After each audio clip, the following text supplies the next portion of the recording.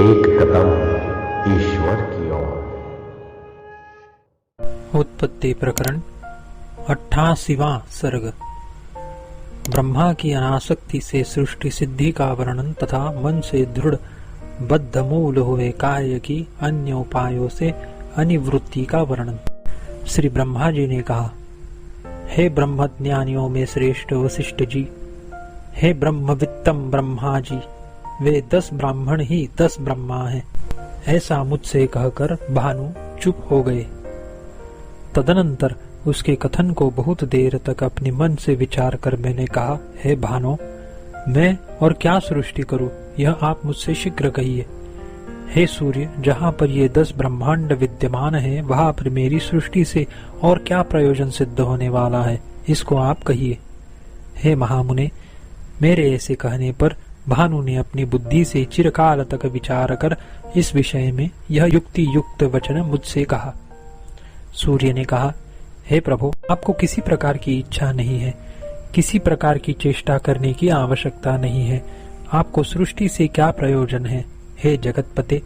फिर भी जो सृष्टि आप करते हैं वह आपका केवल मनोविनोद मात्र है।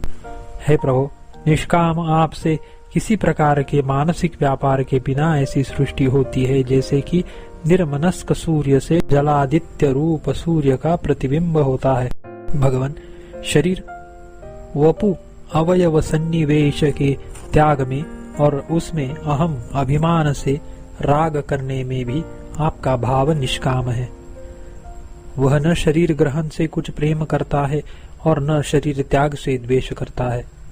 हे प्राणियों के पालक, फिर भी जैसे सूर्य दिन का संहार करके फिर दिन की सृष्टि करते हैं, वैसे ही आप विनोद के लिए ही सृष्टि करते हैं।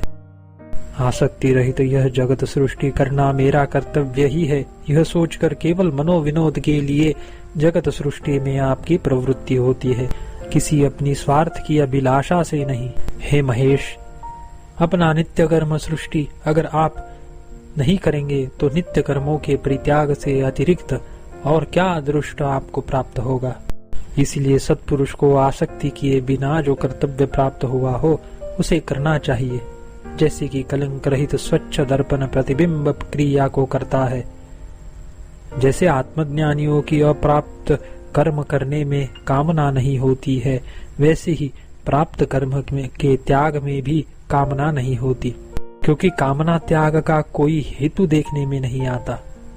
इसलिए परमार्थ रूप से कुछ न करने के कारण सुषुप्त तुल्य और प्रतीति रूप से तो करने के कारण स्वप्न तुल्य निष्काम बुद्धि से प्राप्त हुए कार्य को कीजिए। हे जगत प्रभु, इन ऐंदवों की सृष्टि से अपने पुत्र पौत्र आदि संपत्ति की वृद्धि देखने से यदि आप संतोष को प्राप्त हो तो हे देवादिदेव, ये ऐंदव ब्राह्मण भविष्य में भी सृष्टि के से संतुष्ट होने वाले आपको संतुष्ट करेंगे। भगवान, आप अन्य की इन सृष्टियों को चित्त रूप नेत्र से ही देखते हैं, चक्षु से नहीं देखते।